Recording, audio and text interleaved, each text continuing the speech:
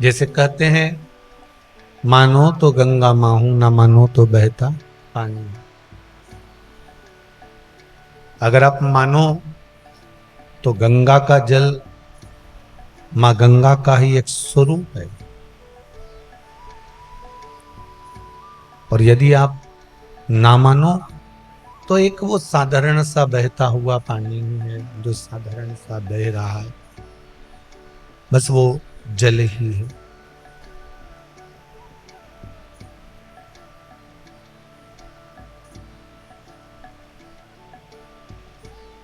ये आपके मानने पर है।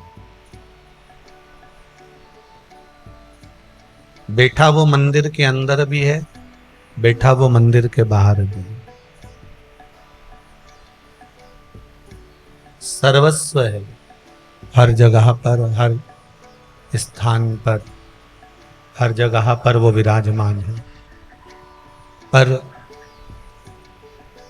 ये आपके ऊपर है कि आप उसको पहचानते कैसे।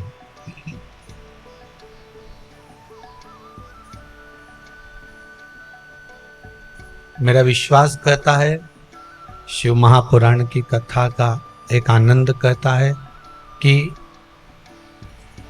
अगर पूर्ण भरोसे के साथ, पूर्ण विश्वास के साथ में आपने शिव महापुराण की कथा को अगर श्रवण किया है, तो ये मानकर चलिएगा कि बाबा जिस कामना से आए हो वो कामना पूरी जरूर करेगा।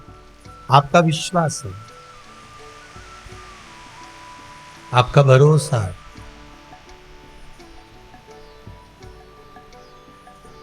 विश्वास परमात्मा को भक्त से मिलाने का एक जरिया है, विश्वास।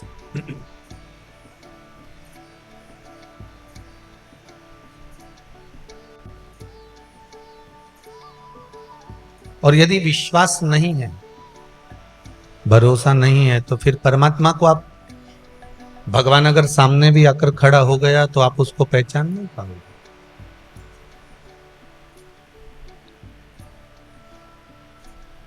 महाराज,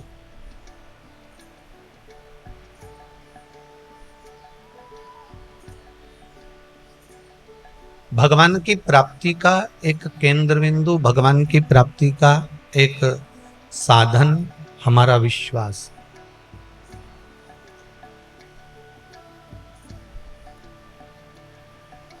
चेहरे पर दुनिया की नजर होती है, इसलिए आप चेहरा रोज साबुन से धो लेते हो, फेस वॉश भी लगा लेते हो, क्रीम भी लगा लेते हो, साफ भी कर लेते हो, क्योंकि चेहरे पर दुनिया की नजर होती है, इसलिए चेहरा साफ कर कर रहना पड़ता है।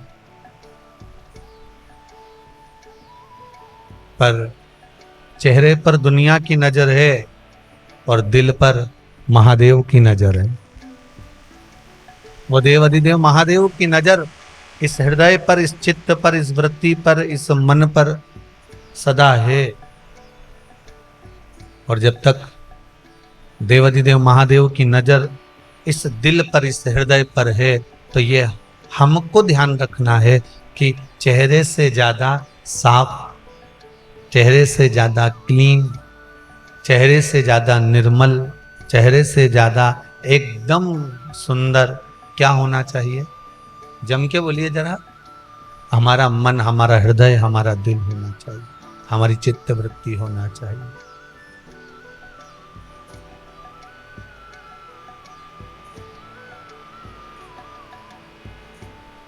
साबुन लगा लगा कर शरीर तो खूब साफ कर लिए,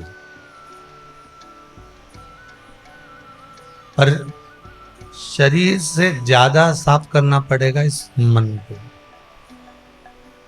जब तक मन साफ नहीं होगा तब तक परमात्मा मिल नहीं पाएगा।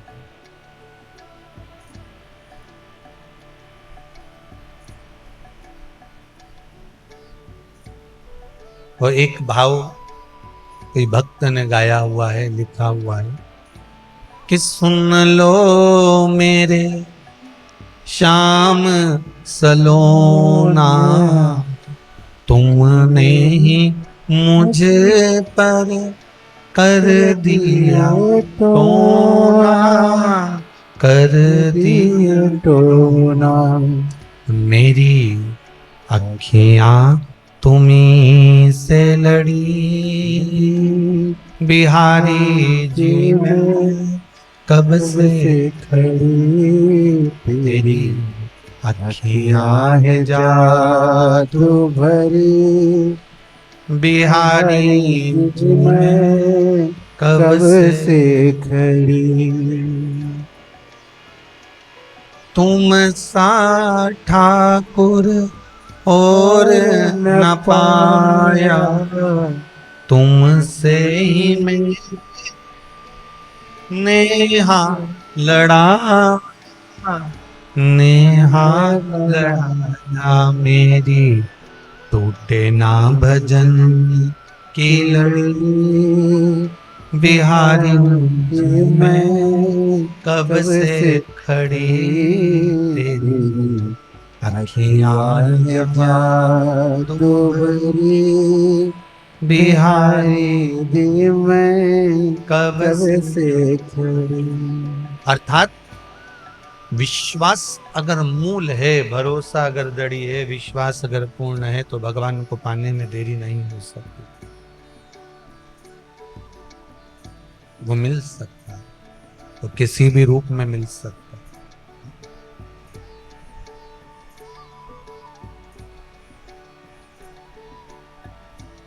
उसकी प्राप्ति हो सकती है अगर आपका विश्वास दृढ़ है तो। चेहरे को रोज साफ करते हो, प्रतिदिन क्लीन करते हो, प्रतिदिन उसको धोते हो, क्योंकि दुनिया की दृष्टि उस पर पड़ती है, दुनिया की नजर उस पर पड़ती है।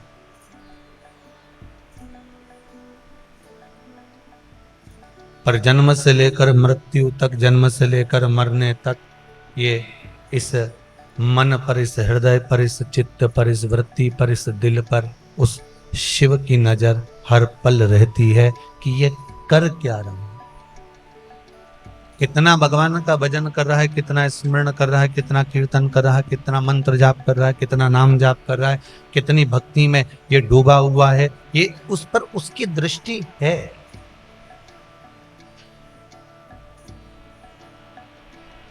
उस पर उसकी दृष्टि लगी हुई। अब आप चाहो तो संसार को प्रसन्न करने के लिए चेहरा साफ कर लो, या फिर परमात्मा से मिलने के लिए दिल साफ कर लो, ये आपके ऊपर है।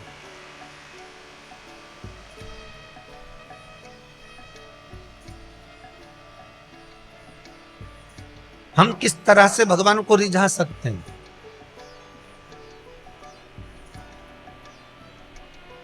खाने में किसी को आलस नहीं आता, जो आलस रहता करता है वो मर ही जाता है भूखा। खाने में किसी को आलस नहीं आता। सबसे ज्यादा आलस आता है तो भगवान के भजन में आता है। सुंदर कांड में भी जब जाकर बैठेगा जब आखिरी की चार चौपाई रह जाएगी। सत्यनारायण की कथा में जब पहुंचेगा जब अक्षतम कैश्वम हो जाएगा। और शिव महापुराण में भी तब आएगा जब आखिरी में बेलपत्री बटने का टाइम हो जाएगा। ऐसा बहुत बहुत जगह देखा है।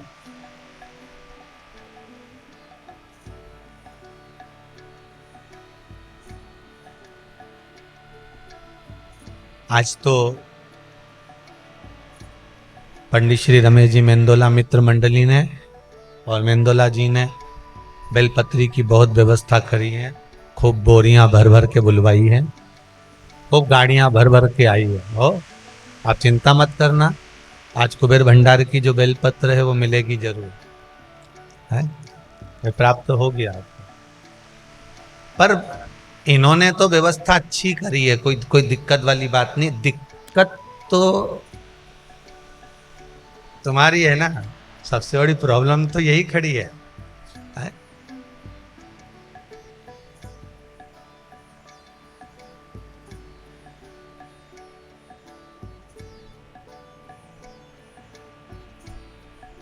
तो पूरी कथा में एक चीज देखने को मिली है, बोलो तो बोल दो, बोल दो। जो भी आया ना वो एक दूसरे को एक बात जरूर बोला, तो मुझे जानता नहीं है।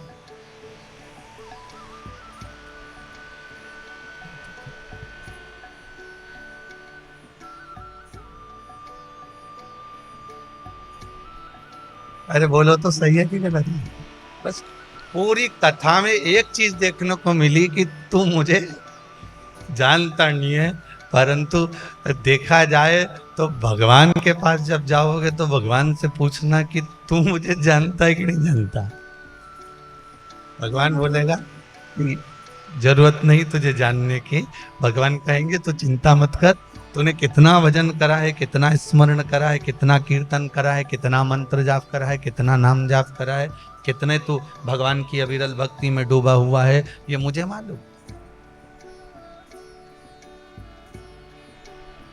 कि नाता एक राम जी से दूजा नाता तोड़ दो, नाता एक श्याम जी से दूजा नाता तोड़ दो। साधु संगे राम रंगे अंग अंग रंगिए, जाई विधि राखे राम ताई विधि रंगिए।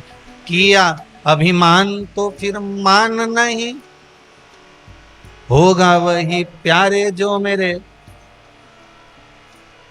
और फल आशा त्याग शुभ काम करते रही, जाई विधि राखे राम ताहि विधि रही, जाई विधि राखे राम ताहि विधि रही। बस मनुष्य की देह मिली है, उस देह के अंतर्गत हमें परमात्मा को पाने का प्रयास करना,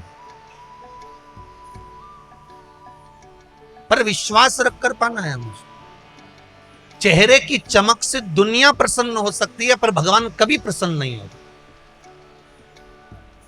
कई लोगों ने प्रश्न पहले बहुत करा कि गुरुजी हम कौन से कलर के कपड़े पहने, हम कौन सा कपड़ा पहने जिससे हमें भगवान मिल जाए, हम कौन से कपड़े पहने जिससे हमें शिव प्राप्त हो जाए, हम कौन से कपड़े पहने जिससे हमें परमात्मा मिल जाए। शिव महापुराण की कथा कहती है कपड़ा बदलने से कभी शंकर नहीं मिलता, शंकर तो कलेजा बदलने से मिलता है। आप कलेजा तो बदलो, शिव मिल जाएगा। कपड़ा तो दुनिया, अरे वो लंका अधिपति रावण ने भी कपड़ा बदला था, बदला था कि नहीं बदला था माता सीता को हरण करने के लिए। ऐसा कपड़ा चेंज करा वो रावण ने, ऐसा चेंज करा वो कपड़े को, कितनी बार प्रयास कर लिया पर वो उसको बदलने का प्रयास किया गया पर नहीं बदल पाया। महाराज कपड़ा तो कोई भी बदल सकता है, पर कलेजा भी तो बदलना पड़ेगा, मन भी तो बदलना पड़ेगा, चित्त वृत्ति भी तो बदलना पड़ेगी। और ये मन, ये चित्त, ये वृत्ति, ये कलेजा जब बदल जाएगा तो भगवान मिल जाएगा। भगवान को पाने में कोई दिक्कत नहीं।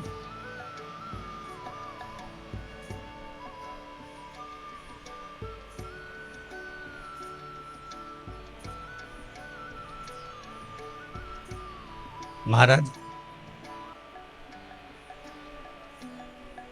आप परमात्मा को अगर पाने का प्रयास करोगे तो भगवान को मिलने में देरी नहीं लगेगी। आपकी गाड़ी अगर खराब हो जाए तो मैकेनिक के यहां लेकर जाते हो कि नहीं जाते हो? बोलो तो जम के जरा, जाते हो? ऐसे ही फालतू मैकेनिक के पास ले जाओगे? पहले पड़ोसी से पूछोगे क्यों, कोई अच्छा मैकेनिक का नाम मालूम है क्या तेरे को? हाँ। कौन है? अरे वो उधर चले जा, वहां मिल जाएगा। अरे कोई अच्छा मैकेनिक बता भाई। अरे हाँ हाँ, जब चले जा वहां मिल जाएगा तेरे को।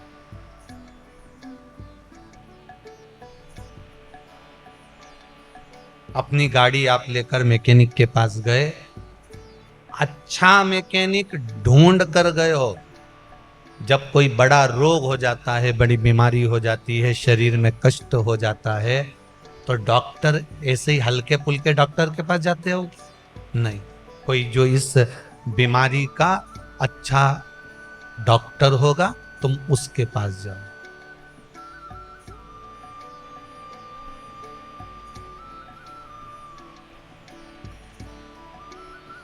गाड़ी खराब हो गई, अच्छे मैकेनिक के पास लेकर, और मैकेनिक ने उसको सुधारने का प्रयास किया।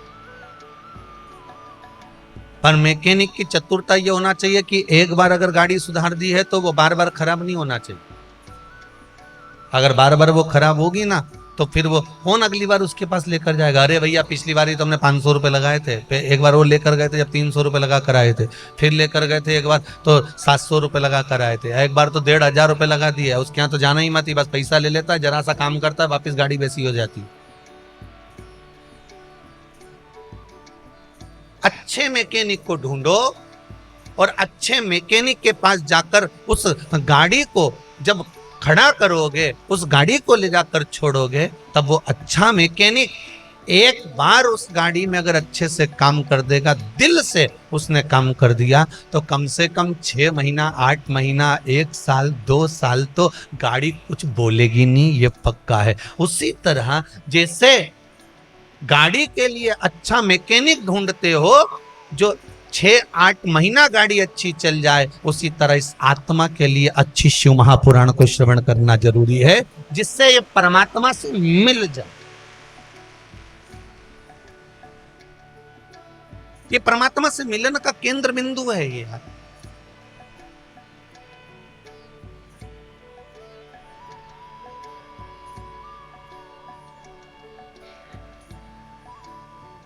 घर में 2 खटके होते हैं लाइट के, एक खटका बल्ब का और एक खटका पंखे का। दोनों में क्या अंतर है? चलो बोलो जरा जल्दी से बोलो।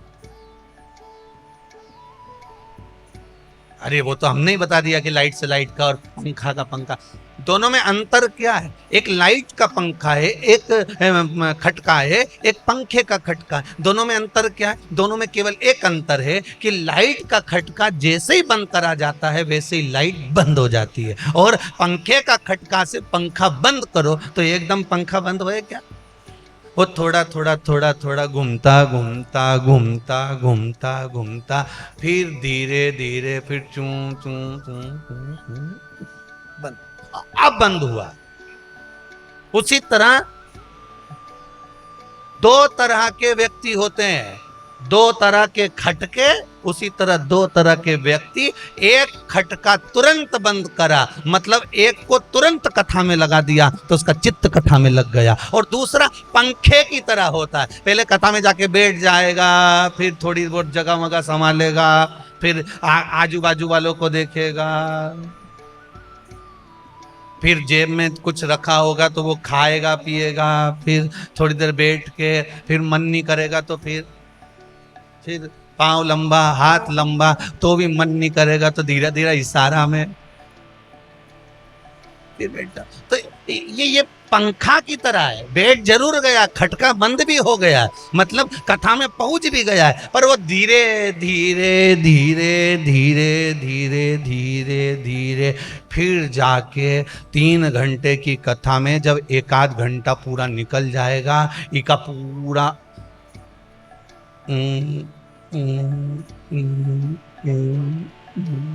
बंद, तब जाके थमा। ये मन तब आखिरी में जाके थमेगा। अब कथा में मन लग गया, अब बाजू वाला कुछ भी बोले तो नहीं, अब जब तक के खटका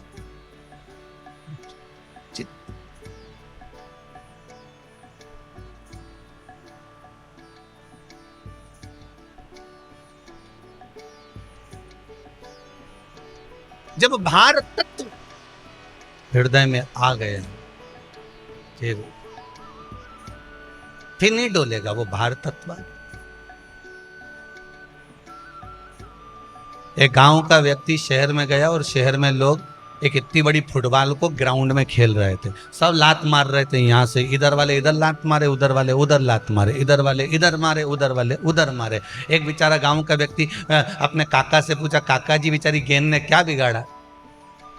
बताओ, सब इसको लात मारे जा रहा है, कोई इधर लात मार रहा है, कोई उधर लात मार रहा है, कोई इधर लात मार रहा है, कोई उधर लात मार रहा है, इस गेंद ने बिगाड़ा क्या है? जो इस गेंद को लात पर लात मार रहा है, जिसकी मर्जी पड़ती है वही लात मार देता है। बताओ, इधर कोई मार रहा है, कोई उधर से मार रहा है, ये कोई गेंद ने बिगाड़ा क्या? इतने में काका जी बोले, गेंद ने कुछ नहीं बिगाड़ा, गेंद ने एक काम करा, अंदर से हल्की है, पोली है, खाली है। अगर अंदर से भरी होती तो इसमें किसी की दमनी की बापड़ा एक लात मार देता। अंदर से अगर भरी होती तो कोई लात नहीं मार सकता था। उसी तरह संसार का मनुष्य जब भगवान के भजन से, कीर्तन से, स्मरण से भरा रहता है तो किसी की सामर्थ्यता नहीं कि कोई उंगली उठा सके। उसमें भरावपन होना चाहिए भगवान की भक्ति का। गेंद अगर खाली है तो उस पर भी लात मारी जाती है, गेंद अगर खाली है तो उस पर भी लोग ठोकर मार देते हैं। गेंद अगर भरी होती तो किसी की सामर्थ्यता नहीं होती कि उसमें लात मार दे। लात मारता तो लाती टूट जाती।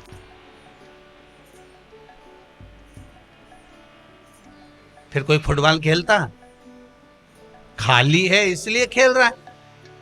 आप भी जब तक भगवान के भजन से खाली हो, शिव महापुराण से खाली हो, भगवान की भक्ति से खाली हो, भगवान के मंत्र से खाली हो, गुरु के मंत्र से खाली हो, भगवत भजन से खाली हो, तो संसार का हर व्यक्ति आपसे खेलेगा। प्रत्येक व्यक्ति आपको ठोकर मारेगा। अरे काम धंधा नहीं है, अरे ऐसा हो गया, अरे वैसा हो गया। हर व्यक्ति आपको ठोकर मारता रहेगा। अरे ये तो फालतू है, अरे ये तो फालतू है, अरे ये तो फालतू है। और जिस दिन तुमने भगवान के भजन को भर लिया, जिस दिन तुमने इस आत्म सुख में परमात्मा की भक्ति को भर लिया, तुम भगवान के हो गए और भगवान तुम्हारा हो गया। फिर किसी की सामर्थ्यता नहीं कि कोई ठोकर मार दो, फिर कोई ठोकर नहीं मारे।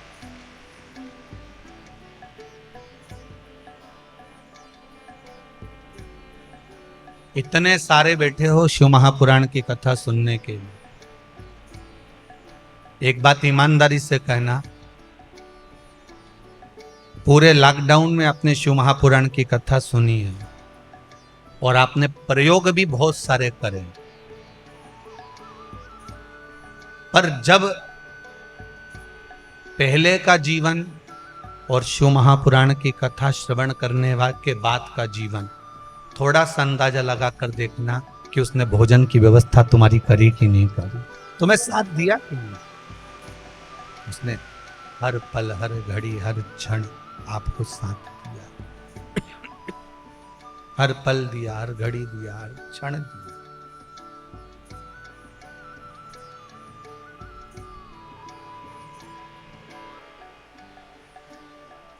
वो शरणागति जब हम ग्रहण कर लेते हैं, भगवान के चरणारविंद की शरणागति हो, राम नाम, कृष्ण नाम, शिव नाम की शरणागति हो, तो क्यों ना।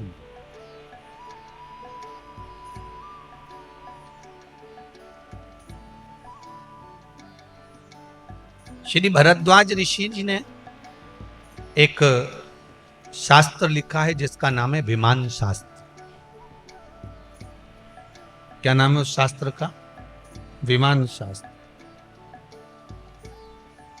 भारद्वाज बाबा ने जो विमान शास्त्र लिखा है उसमें वर्णन किया है कि सबसे प्रथम में सतयुग में विमान, जो विमान उड़ता था वो शक्ति से उड़ता था। कैसे उड़ता था? शक्ति से। द्वितीय में, त्रेता युग में जो विमान उड़ता था वो मंत्र और तंत्र से उड़ता था।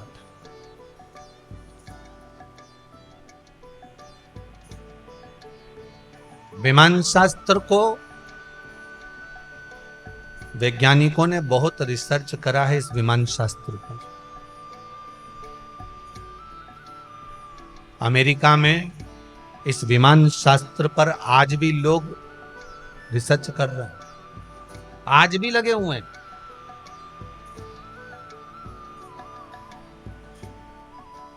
इस विमान शास्त्र के लिए आज भी लोग, वैज्ञानिक लगा हुआ।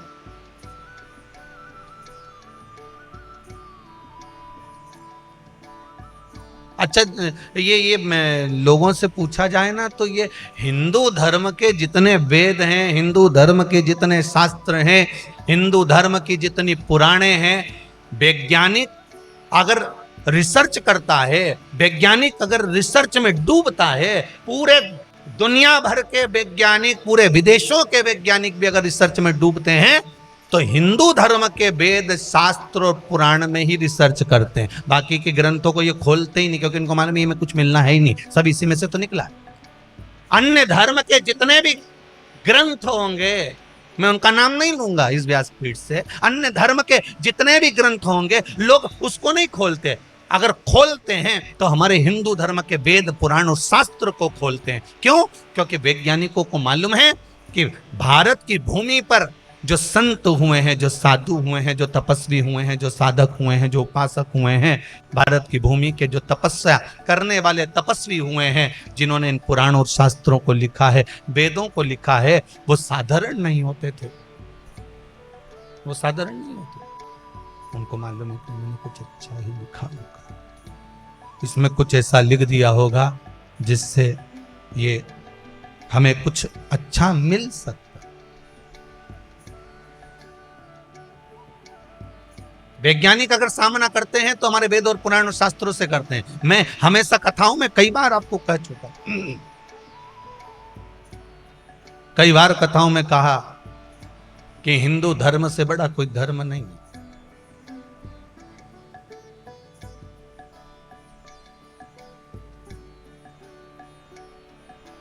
भगवान शंकर के मंदिर में एक लोटा पानी आप इसलिए भी चढ़ाना जाकर कि अच्छा हुआ आपने हमें हिंदू बनाकर पैदा करा, ये आपको धन्यवाद है। हिंदू धर्म से बड़ा कोई धर्म नहीं है। एक लोटा पानी भगवान शंकर को इसलिए चढ़ाना कि तुमने मुझे हिंदू बनाकर पैदा करा, हिंदू धर्म में पैदा करा।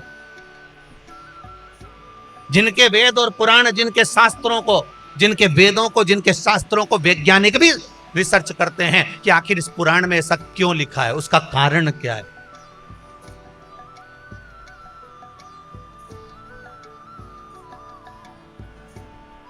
ये पुराणों को ले जाकर विदेशों में इस पुराण में से, जैसे आपको कहा था श्री सूक्त हमारे यहाँ पर केवल ब्राह्मण पाठ करते हैं, पर वैज्ञानिक विदेशों में इसका रिसर्च कर उस श्री सूक्त के मंत्रों से सोने का निर्माण कर। अंतर देखिए, अंतर देखिए, उसमें सोने का निर्माण करते हुए।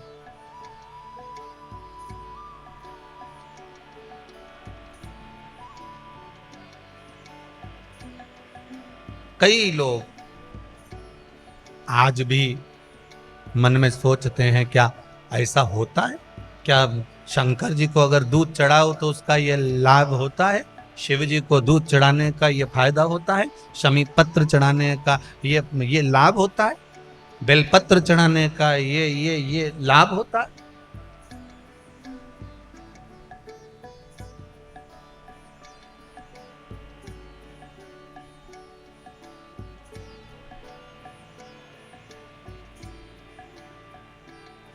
क्यों नहीं होता?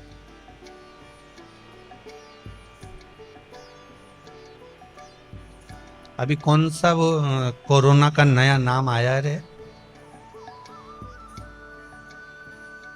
आमिर खान है? अच्छा वायरस है अभी। हाँ तो अपन नहीं नाम आए तो आमिर खान वायरस भी याद कर सकते। उसने भी कहा था शंकर को दूध मत चढ़ाओ, और आप मौन होकर देखते रह गए कि हाँ शिव जी पे दूध नहीं डोलना चाहिए और ये करना चाहिए, वो करना चाहिए, पर शास्त्र कह रहा है। इसीलिए शायद विदेशियों ने अब की बार उस वायरस का नाम चेंज करके इसी के नाम पे धर दिया कि बापड़ा तेरे को ही चूना लगे ले। हमारे हिंदू धर्म में एक एक चीज का वर्णन करा गया है महाराज, कि शंकर जी पर दूध क्यों चढ़ता है, दही क्यों चढ़ता है, शहद क्यों चढ़ता है, हमारे यहाँ भगवान पर घृत क्यों चढ़ता है, शक्कर क्यों चढ़ती है, गुड़ क्यों चढ़ता है, काली तिल क्यों चढ़ती है, शमी पत्र क्यों चढ़ता है। दूसरे देश के लोग इन पुराणों पर रिसर्च कर वो निकालते जा रहे हैं, वो औषधियां बनाते जा रहे हैं, वो निर्माण करते जा रहे हैं, और हम केवल वहीं तक रह गए। इसलिए इस शिव महापुराण के माध्यम से प्रयास करा गया है कि शिव पुराण का एक एक शब्द आप तक पहुंचे कि शंकर को क्या चढ़ाने से क्या लाभ होता है, इसका भान आपको होना चाहिए, इसका स्मरण आपको होना चाहिए।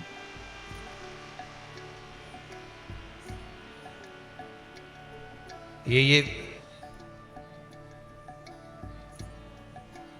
क्या है? ये जम के बोलो जरा। रुद्राक्ष।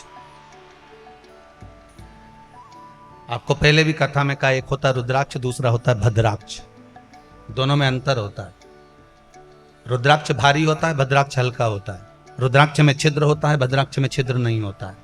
रुद्राक्ष गोल होता है, भद्राक्ष टेढ़ा होता है। दोनों अंतर बताएं आपको पहले की कथाओं में, सब चीजों का वर्णन है।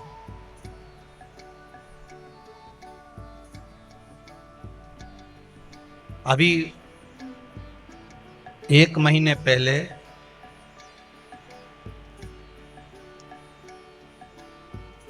बाबा रामदेव जी ने भी रिसर्च करवाया कि इस शिव महापुराण में, लिंग पुराण में, इन पुराणों में रुद्राक्ष का इतना महत्व है, तो आखिर रुद्राक्ष में से ऐसा क्या निकलता है कि रुद्राक्ष को पानी में गलाकर पानी पिया जाए तो अच्छी से अच्छी बीमारी भी ठीक हो जाती है। रिसर्च करा गया। केवल शिव महापुराण की कथा को श्रवण करने के बाद जब रिसर्च करा गया कि रुद्राक्ष में से ऐसा क्या निकलता है कि रुद्राक्ष का जल पीने पर या रुद्राक्ष हमारे शरीर से मात्र स्पर्श होता रहे तो किस चीज की प्राप्ति होती है, तो रिसर्च करा गया। और उस रिसर्च में उन्होंने बाद में जब खुलकर आकर टीवी के माध्यम से बताया तो कहा कि इस रुद्राक्ष में से एक तेल निकलता है, एक पदार्थ निकलता है। वो पदार्थ जब जल में मिलता है और उस जल को रोगीला व्यक्ति जब पीता है तो वो रोग से मुक्त होता चले जाता है। जब निकाला तब प्राप्त हुआ। शिव महापुराण में तो पहले से लिखा हुआ है कि रुद्राक्ष को धारण करो। क्यों? रुद्राक्ष की माला इस शरीर से जब तक घर्षण होती है, इस शरीर से रुद्राक्ष की माला लगती रहती है, इस शरीर से रुद्राक्ष की माला जब घर्षण होती रहती है। कई लोग कहते हैं कि उनके पास में कोई ऐसी विद्या है जिस विद्या के बल पर वो छू करते हैं और उनके कहने में लोग चलने लगते हैं। उनके पास ऐसी कोई विद्या है, उनके कहने पर दुनिया चलने लगती है। वो विद्या में कुछ भी नहीं है, केवल एक काम है। आप भी कई वर्षों तक 4 साल, 6 साल, 8 साल, 4 साल, 2 साल, 3 साल, 1 साल अपने गले में, हाथ में रुद्राक्ष की माला पहनकर देखो और उसका चमत्कार देखो कि वो कैसे सिद्ध होती है। आपका भजन, आपका स्मरण, आपका कीर्तन, आपका मंत्र जाप, आपका नाम जाप आप घट की जिह्वा से करेंगे। आप भले मुख से राम नहीं कहेंगे, शिव नहीं कहेंगे, कृष्ण नहीं कहेंगे, पर जितनी श्वास हमारी निकलती है उस श्वास में अपने आप ओम का नाद होता है। जब हमारे गले से, कंठ से जब श्वास निकलती है अपने आप उसके ओम का नाद होता है। वो ओम का घट की जिह्वा से निकलना, आपके शरीर में पड़ा हुआ रुद्राक्ष की माला, हाथ में पड़ी हुई रुद्राक्ष की माला, कंठ पर पड़ी हुई रुद्राक्ष की माला, चाहे शरीर में रुद्राक्ष की माला अगर वो है तो आपके ना जपने पर भी एक आ जपा जप होता है। आ जपा जप मतलब जिसको जपा ही नहीं गया फिर भी अपने आप ओम निकल रहा है, श्वास श्वास में निकल रहा है, हर पल निकल रहा है। वो श्वास के जप से ये गले में पड़ी हुई माला, ये हाथ में पड़ी हुई माला हमारी सिद्ध हो जाती है। फिर सामने वाला व्यक्ति भी डरता है कि क्या बोलना है इसके आगे, उसका तेजपुंज उसके सम्मुख में प्रकट हो जाए। एक तेजपुंज इस रुद्राक्ष में से निकलता है जो जीवन का सुख प्रदान कर देता है, पर समझाए कौन? फिर वही वाली बात आ गई,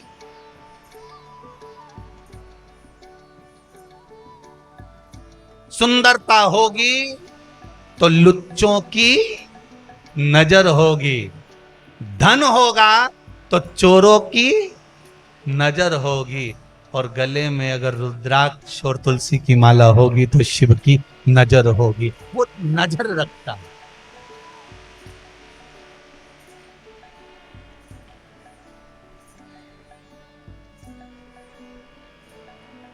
आधार कार्ड यहीं चलेगा तुम्हारा, एटीएम भी, अरे बोलते तो जाओ, यहीं चलेगा। एक आधार कार्ड और एक एटीएम ऊपर का है, शिव महापुराण की कथा अगर सुन ली है तो वो तुम्हारा आधार कार्ड बन गया है। और श्री शिवाय नमस्तुभ्यम मंत्र अगर तुम्हारे पास में है, ऊपर जाते से ही एटीएम मशीन के सामने खड़े हो जाओ, श्री शिवाय नमस्तुभ्यम बोला, इतने में तो भगवान, कुछ भी मत बोलना, केवल श्री शिवाय नमस्तुभ्यम, मृत्यु के पर्यंत भी पश्चात भी अगर मुख से निकल गया, वो जीव आत्मा श्री शिवाय नमस्तुभ्यम का जाप करती करती चली गई, तो फिर भगवान भी कह देंगे कि यमराज इसको छोड़ दे, ये तेरे बस की बात नहीं है, ये वहां जाने वाला नहीं है, ये तो कैलाश का है, बैकुंठ का है और अन्य लोकों में जाएगा, पर ये नरक नहीं जाएगा, ये कहीं गलत जगह नहीं जाएगा, इसके पास में कार्ड अच्छा है, इसके पास में कार्ड। शंभो शरणे मांगो दुख दया करी दर्शन। महाराज, विमान शास्त्र में वर्णन किया गया, विमान शास्त्र शक्ति से उड़ता था, सतयुग में, त्रेता में उड़ता था मंत्र, द्वापर में उड़ता था मंत्र और तंत्र से, और कलयुग में अगर विमान उड़ता है तो केवल यंत्र से। कैसे उड़ रहा है? एक यंत्र के माध्यम से। हम भटकते हैं, विमान शास्त्र कर रहा है, इस पे रिसर्च चल रहा है अमेरिका में, विमान शास्त्र पर, कि ऐसा क्या था मंत्र में, ऐसा क्या था उन मंत्रों में कि विमान उड़ जाता था। देखे कि नहीं देखे आप लोगों ने? बोलो तो सही ईमानदारी से, देखे नहीं? वो भगवान राम भी आए थे पुष्पक विमान में बैठकर, तो ऐसे कैसे उड़ जाता था? तो कई लोगों के मन में आश्चर्य होता है कि ये उड़ता कैसे होगा, तो उसी का रिसर्च चल रहा है कि आखिर इस मंत्रों में कितना बल होता होगा, उस मंत्र में कितनी प्रबलता होती होगी कि विमान उड़ जाता था।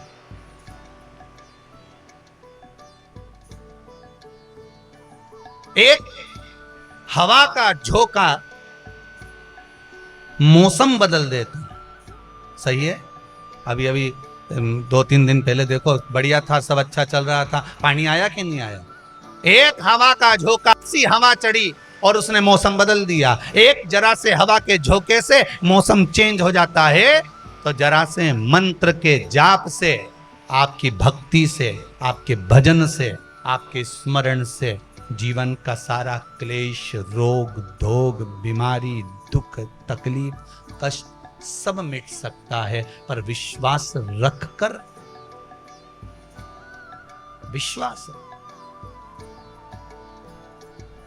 भरोसा।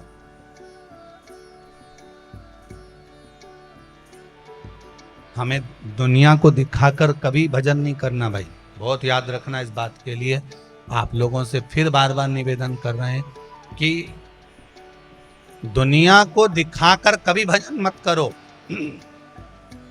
आप तो अपने दिल से भगवान का भजन, जो सदगुरु ने दिया, जो परमात्मा ने प्रदान किया, उससे भजन। ऐसी रंगो गुरु चुनर मेरी,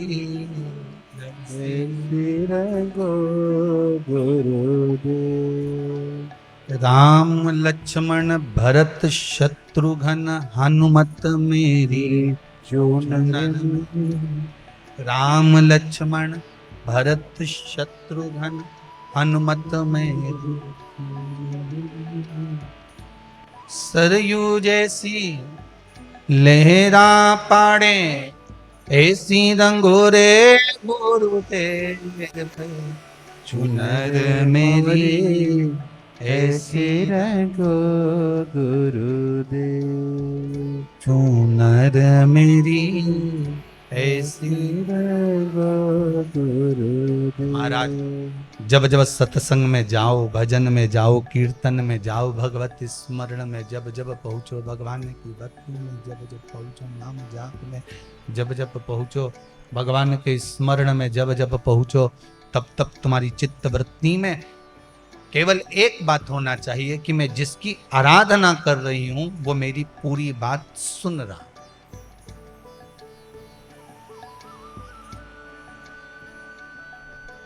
उस पर आश्रित होकर जाओ।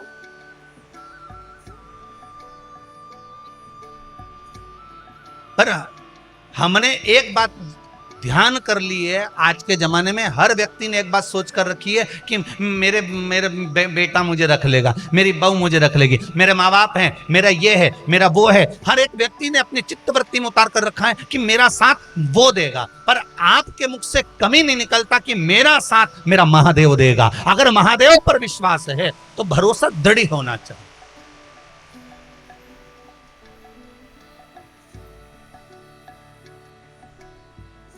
एक जरा सी सत्यनारायण भगवान की कथा भी करते हो ना तो मन में आ जाता है, वो बहू है ना वो संभाल लेगी। जरा सा घर में बुलौआ करो ना तो तुम कह देती हो वो हमारी ननद है ना वो संभाल लेगी। जरा सा घर में ब्याह आया ना वो है ना वो संभाल लेगा। जरा सी पार्टी हुई ना वो किटी पार्टी वो संभाल लेगी। मतलब तुमने कभी नहीं किया मुंह से कि मेरा महादेव संभालेगा। बोलो बोले क्या? ईमानदारी से बोलना कि महादेव संभालेगा, ये तुम्हारे मुंह से कभी नहीं निकलता। तुम्हारे मुंह से निकलता तो एक ही बात निकलती, वो संभाल लेगी, वो ऐसा कर लेगी, वो ऐसा कर लेगा, वो ऐसा करेगा, वो ऐसा करेगा। पर आपके मुख से निकलना चाहिए कि अगर संभालेगा। आखिरी में भी तो यही होता है, जब व्यक्ति बीमार पड़ जाता है, कोई एक्सीडेंट हो जाता है, कोई तकलीफ हो जाती है, कोई घटना घट जाती है, हॉस्पिटल में जब भर्ती करा जाता है, डॉक्टर अपना काम कर रहा होता है। तुम सबको फोन लगाओ फोन जिसको लगा सकते हो कि साहब तुम डॉक्टर साहब से बोल दो, तो वो डॉक्टर से कह सकता है फोन लगाकर। पर डॉक्टर तो वही करेगा ना जितना उससे आता होगा, जितना उससे बनता होगा। और आखिरी में डॉक्टर भी फिर कह देता है कि भैया अब एक डॉक्टर और है, वो है देव अधिदेव महा, अंत में वही है, उसके भरोसे पर जो उसके साथ फिर कोई दूसरा है ही नहीं। अब साधेगा तो वही साधेगा। आए ना आए प्रभु कुटुंब, आए ना आए प्रभु कुटुंब हमारे, अंत समय भोले आन, अंत समय बोलिया पड़ेगा, वचन दिया तूने न पड़ेगा, अंत समय प्रभु आना पड़ेगा। तभी हमारे मुख से निकलना चाहिए कि मेरा शंकर बैठा हुआ है, मेरा शिव बैठा हुआ है, वो संभाल ले। अब वो बैठा है तो मुझे क्या चिंता? मैं किस बात की चिंता करूं अगर वो बैठा है तो?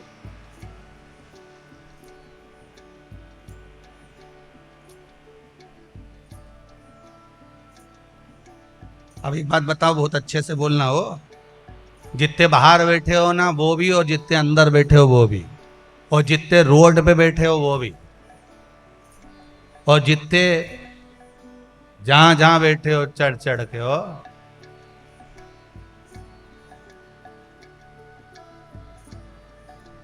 सब अच्छे से बोलना। एक बात, तुम्हारे साथ में छोटा बच्चा आता है कथा में, तो बच्चा तुम्हारा ध्यान रखता है कि तुम बच्चे का ध्यान रखते हो? जम के बोलो जरा। बच्चे का ध्यान माँ बाप रखते हैं कि बच्चा माँ बाप का ध्यान रखता है? माँ बाप बच्चे का ध्यान रखते हैं।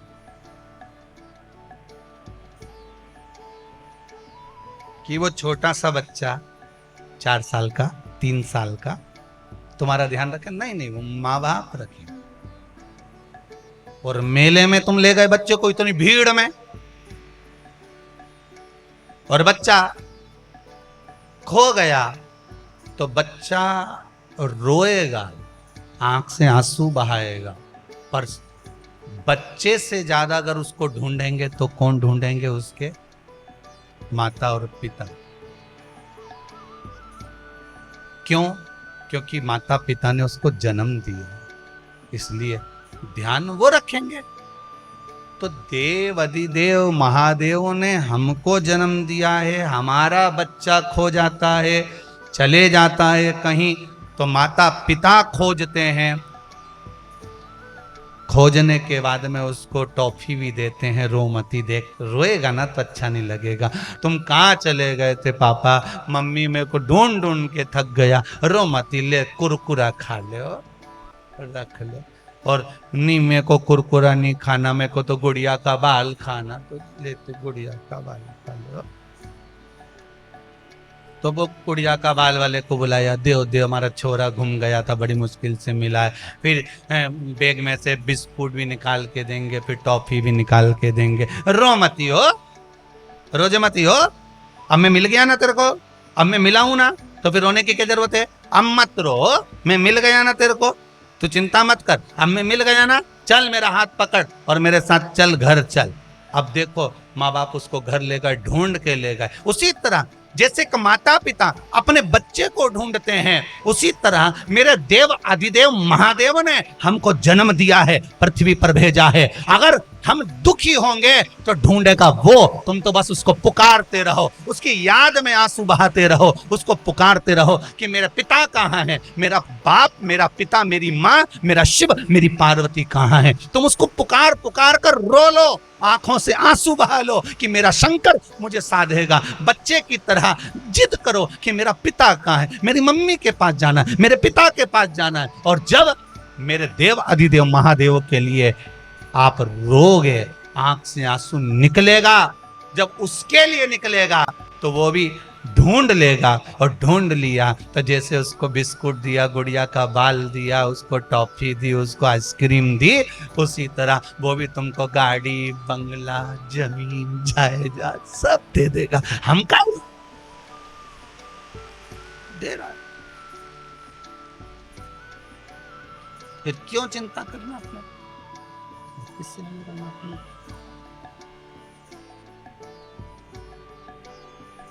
मेरे मेरे भोले बाबा को तुम साधारण में मत लो साहब, बहुत लोग बाग उसको बहुत साधारण में लेते हैं साहब। शिव की कथा कह रही है, उगड़ कालदर्शी भूत भावन भूतेश्वर भगवान शंकर की कथा कह रही है। शिव ओघड़दानी, एक साधारण सा बच्चा जैसे माता पिता के लिए आश्रित हो जाता है, उसी तरह हम भी हमारे देव अधिदेव महादेव के प्रति आश्रित हैं। मेरे भोले बाबा के हाथों में डमरू, एक बार प्रेम से बोलो, मेरे भोले बाबा के हाथों में डमरू, वो डमरू को देख के मदारी मत। भगवान शिव को केवल साधारण सा विषय नहीं समझना, भगवान शंकर को नहीं, भगवान शिव को केवल साधारण सा नहीं लेकर चलना। भगवान शिव को एक पिता के तुल्य, घर का जो बुजुर्ग होता है, घर का जो बड़ा होता है, उसके तुल्य मानकर चलना है। फिर वो आपको दुखी नहीं रख सकता, वो आपको सुखी ही रखेगा, वो आपको सुख ही प्रदान करना, दुख नहीं दे सकता। शिव महापुराण की एक कथा में वर्णन आता है सुंदर, एक विदल और एक उत्पल।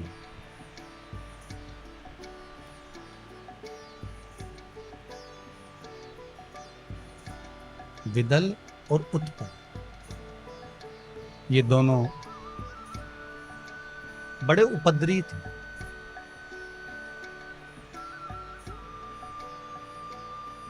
महाराज, इन विदल और उत्पल का सबसे बड़ा क्रम एक था, इन्होंने उपद्रव बहुत करा, मना नहीं है, पर उपद्रव के साथ में सबसे बड़ा क्रम इन्होंने क्या करा कि मां जगज्जननी जगदम्बा माता पार्वती को गलत दृष्टि से देखने। माता को गलत दृष्टि से देखा,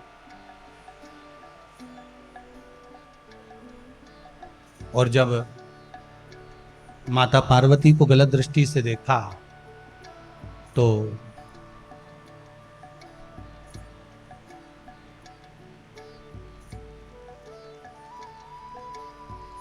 माता को तो क्रोध आया ही, स्वयं देवाधिदेव महादेव को भी क्रोध आया।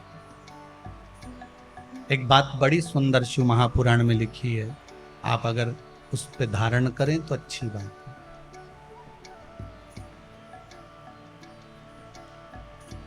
अगर कोई पर नारी है,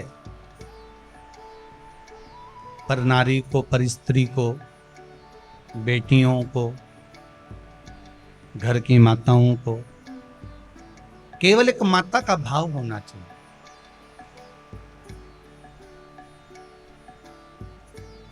एक बात हमने शिव महापुराण की कथा में कुबेरेश्वर धाम से कही थी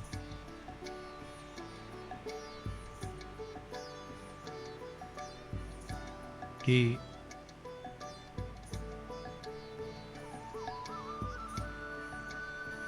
अगर आज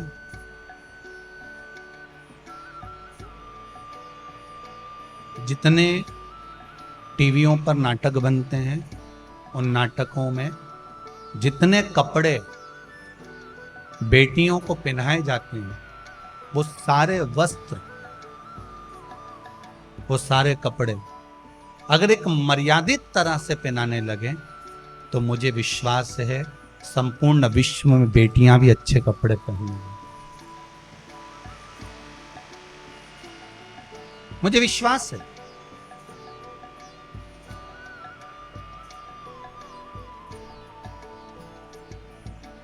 अगर अच्छे वस्त्र धारण कराने लगे, अच्छे वस्त्र पहनाने लगे, तो फिर राष्ट्र को संवरने में कोई देरी नहीं लगेगी।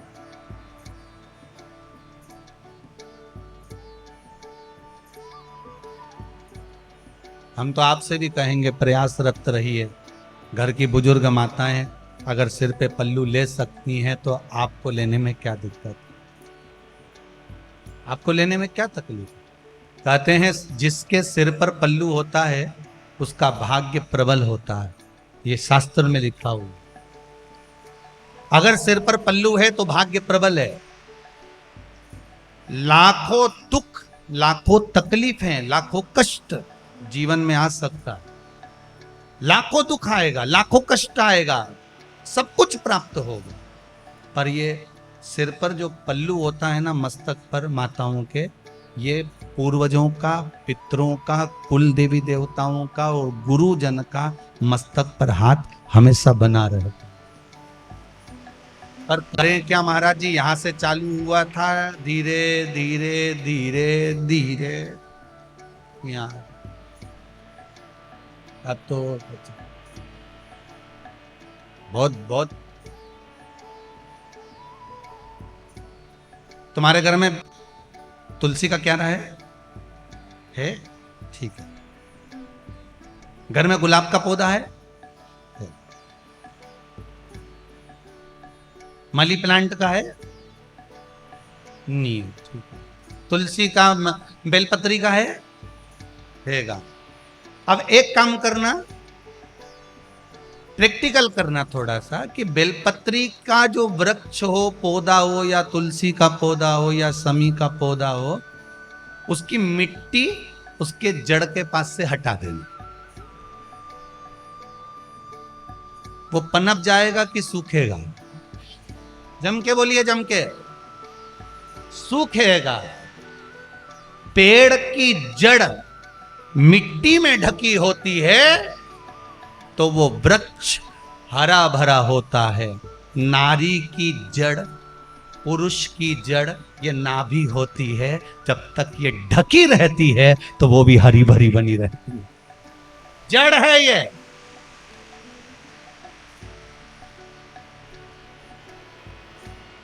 बोलो जरा, सही है कि गलत है? नहीं, कहीं अगर तुम्हें गलत लगे नहीं तो अगली बार इंदौर मत बुला जाओ, कोई बड़ी बात नहीं।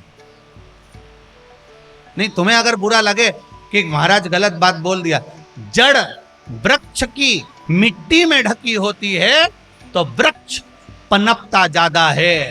नारी हो चाहे पुरुष हो, अगर जड़ नाभि ढकी हुई होती है तो वो भी पनपता बहुत है, घटता नहीं है हमारा, पनपेगा।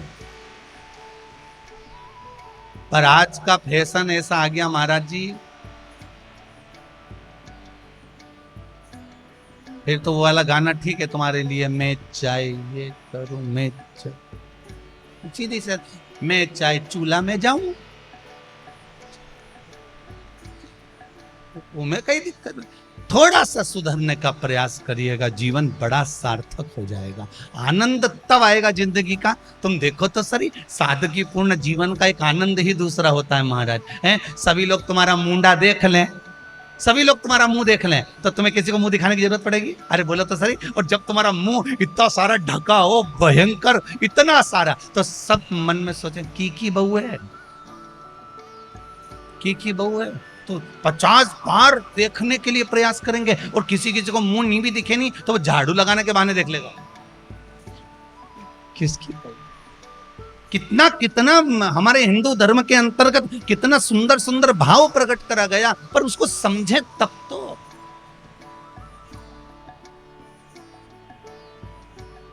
हम उसको समझे तो हम समझ नहीं।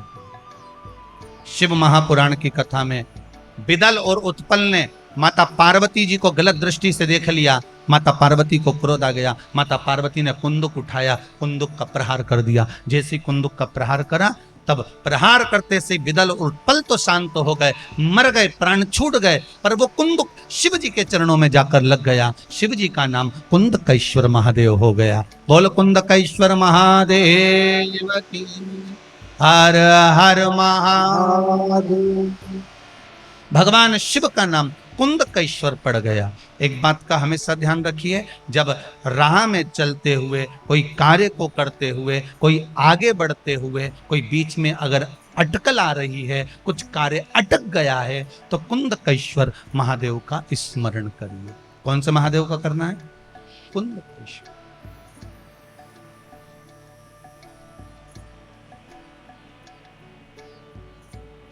कुंदकेश्वर महादेव का स्मरण करो। अच्छा, कई लोग एक प्रश्न करते हैं, गुरुजी ये बताओ कि आप बताते हो कि कुंदकेश्वर का स्मरण करो या उद्धूतेश्वर का स्मरण करो या फिर ये देवता का स्मरण करो महाराज, तो ये मंदिर में जाना पड़ता है क्या इनके? तो शिव महापुराण की कथा कहती है, आप किसी भी मंदिर में जाएंगे और जिस देवता का नाम लेकर आप जल चढ़ाएंगे, उस समय पर वो देवता उसको स्वीकार कर लेता है। आप जिस मंदिर में जा रहे हो, आप किसी मंदिर में जाकर पशुपति व्रत कर रहे हो तो पशुपतिनाथ उसको स्वीकार कर लेगा। आप किसी मंदिर में जाकर केदारनाथ जी के नाम से जल चढ़ा रहे हो, केदारनाथ भगवान उसको स्वीकार कर लेगा। आप किसी मंदिर में जाकर त्र्यंबक के नाम का जल चढ़ा रहे हो, त्र्यंबकेश्वर भगवान उसको स्वीकार कर लेगा। आप किसी मंदिर में जाकर महाकाल के नाम का जल चढ़ा रहे हो, महाकालेश्वर बाबा उसको स्वीकार कर लेगा। वो उसको प्राप्त कर ले, वो उसको ग्रहण कर ले। महाराज, श्री शिवाय नमस्तुभ्यम, श्री शिवाय नमस्तुभ्यम। कुंदकेश्वर महादेव का नाम का स्मरण कर लेने पर जीव सुख आ जाए। आज एक कोई इन्हीं पंडित श्री रमेश मेंदोला मित्र मंडली का ही कोई एक सदस्य सुबह मिलने के लिए आए थे, शायद वो बैठे भी होंगे।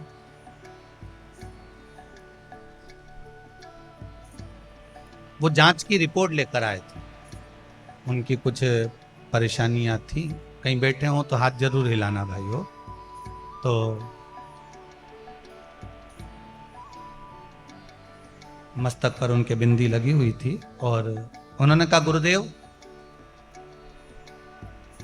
डॉक्टर ने इतनी सारी बीमारियां बता दी थी और बहुत घर के लोग टेंशन में आ गए थे, पर मेरे घर के माताजी ने कुछ उपाय भगवान शंकर के कुंदकेश्वर महादेव के करे और कहा 3-4 दिन से कथा सुन रहे हैं ना, और गुरुजी बोल रहे हैं कि 3 महीने में रिजल्ट आएगा। अगर मैंने दिल से शिव महापुराण की कथा सुनी है तो तू आज जांच करा क्या, सारी जांच भगवान शंकर के भरोसे पर आएगी।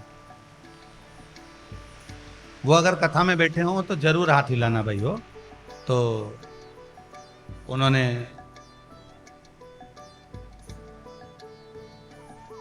रिपोर्ट निकाली और उस रिपोर्ट को दिखाया कि गुरुजी ये सारी रिपोर्ट है।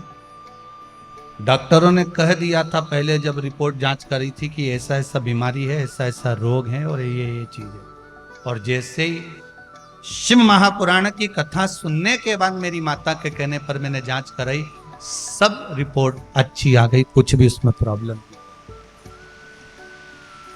कुछ भी नहीं।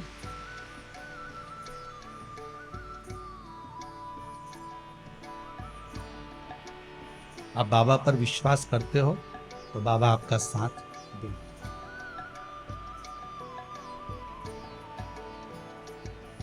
शिव कृपा करता है, ऐसा हो नहीं सकता कि शंकर कृपा ना करे अगर आपका विश्वास प्रबल है। जिस समय कहीं अटक रहे हो, बहुत हम तो यहां तक कहेंगे कि कोई बहुत बड़ी समस्या, बहुत बड़ी प्रॉब्लम सामने आकर खड़ी हो गई है, तो कुंदकेश्वर महादेव के नाम से एक लोटा पानी, उसमें एक सफेद पुष्प डालकर शंकर को समर्पित कर दो, या सफेद फूल शिव जी को चढ़ा दीजिए और उस पानी को भगवान शंकर पर समर्पित कर दीजिए महाराज। और उसके बाद आप आगे बढ़ जाइए, फिर कोई डरने की जरूरत नहीं होगी, शिव उसको संभाल लेगा। कुंदकेश्वर महादेव।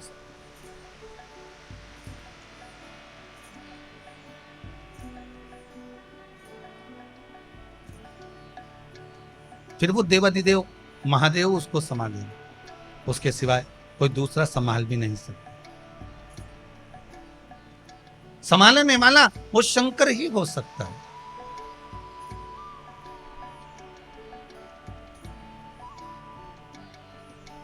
बोलो कुंदकेश्वर महादेव। भगवान कुंदकेश्वर महादेव के रूप में विराजमान हो गए। एक बार भगवान शंकर माता पार्वती को लेकर काशी घूमने के लिए गए, और काशी घूमने के लिए गए तब माता पार्वती जी ने भगवान शिव से कहा, भोलेनाथ आप मेरे साथ इस काशी में विराजमान होइए। शंकर पार्वती काशी में विराजमान होने के लिए बैठे ही थे, इतने में भगवान शंकर को याद किया गया तो शिव जी बैकुंठ के लिए भगवान विष्णु से मिलने के लिए चले गए। माता पार्वती के नैनों में जल भर गया, आप हमारे साथ आए हो, भ्रमण करने के लिए आए हो और आप हमें अकेला छोड़कर जा रहे हो। शंकर भगवान ने कहा चिंता मत कर पार्वती, सामने अशोक का वृक्ष है, इस अशोक के वृक्ष से जो तू मांगेगी तुझे प्राप्त हो जाएगा, तेरा एकांत समाप्त हो जाएगा।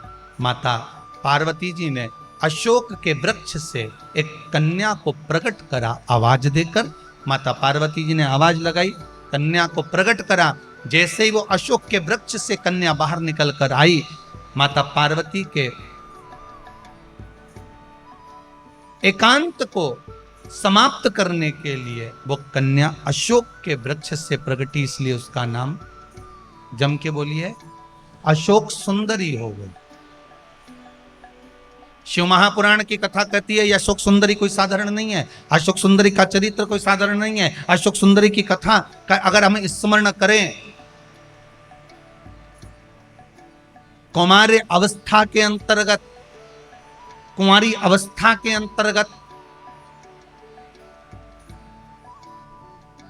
जिस कन्या हो चाहे वर हो, अगर उसके जीवन में, अगर वो कुमारी अवस्था में है, चाहे कन्या हो चाहे वर हो, उसके कुमारी अवस्था के अंतर्गत उसको जीवन में कुछ भी तकलीफ आए, हम तो फिर बच्चों से भी कहेंगे, ये बेटियों से, ये बेटों से जो कुंवारी अवस्था के हैं जिनका विवाह नहीं हुआ, उनसे हम ये जरूर कहेंगे कि जब भी आप शंकर जी को जल चढ़ाने के लिए जाओ, एक लोटा पानी चढ़ाने के लिए जाओ, तो शंकर जी को जब जल चढ़ाओ तो उससे पहले प्रयास करना कि जो शंकर जी के सामने, आपको मालूम है ना अशोक सुंदरी की जगह, शिव जी के सामने जहां से पानी बहता है उसके सामने बीच में एक मोटी सी लाइन होती है, वो अशोक सुंदरी की जगह होती है। अगर आप कोई एग्जाम देने जा रहे हो, कोई कंपटीशन एग्जाम में बैठ रहे हो, कहीं इंटरव्यू देने जा रहे हो, या कोई परीक्षा निकल नहीं रही है, तो प्रयास करो विवाह नहीं हो रहा है या कोई काम आपका अटक रहा है, तो शिव को जल चढ़ाने से पहले अशोक सुंदरी वाली जगह पर आप थोड़ा सा जल समर्पित करो, अपनी मनोकामना करो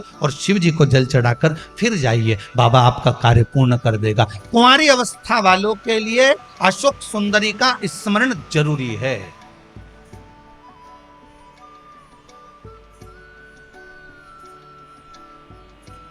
जाते हो आप लोग मंदिर?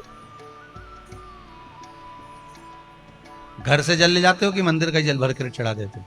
जम के तो बोलो जरा, घर से पक्का?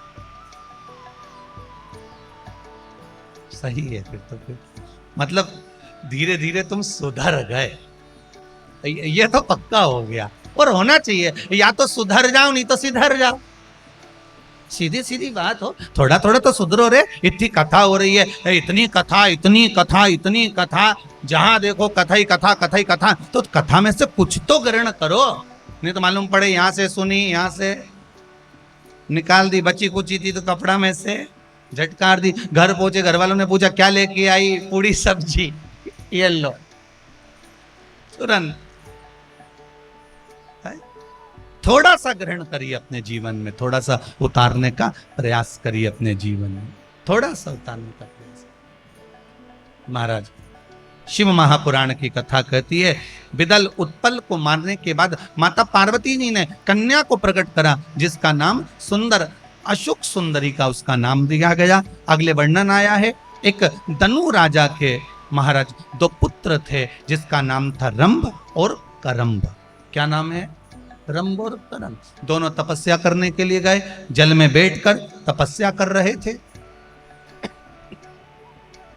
जल में बैठकर तपस्या कर रहे थे, उसी समय पर एक मगर आ गई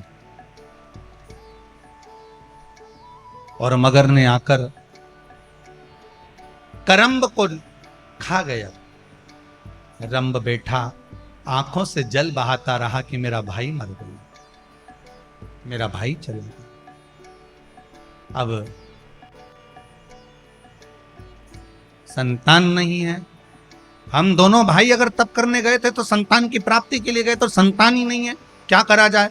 तो रंभ ने अब जल में बैठकर तप नहीं करा। रंभ ने अब जो तप करा है, रंभ अब जो तप करने बैठा तो चारों तरफ अग्नि लगाकर रंभ तप करने बैठ गया।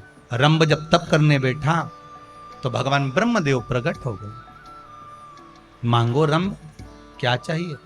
रंभ ने कहा, महाराज जी हमारे घर में संतान नहीं, औलाद नहीं, हमारे घर में संतान नहीं है, औलाद नहीं है, कृपा करिए। ब्रह्मदेव ने कहा, सुनो रंभ, तपस्या करने के बाद जब तुम उठकर जाओगे, जिसको भी प्रेम से देख लोगे, जिस पर भी तुम्हारी प्रेम से दृष्टि पड़ जाएगी, जिसको भी तुम स्नेह से देख लोगे, उसी से तुम्हारी औलाद हो जाएगी, उसी से तुम्हारी संतान हो जाएगी। रंभ उठकर तप कर कर जैसे ही निकल कर जा रहा था, सामने से एक महिष निकल कर जा रही थी, एक भैंस निकल कर जा रही थी, और रंभ ने उस भैंस को प्रेम से देख लिया।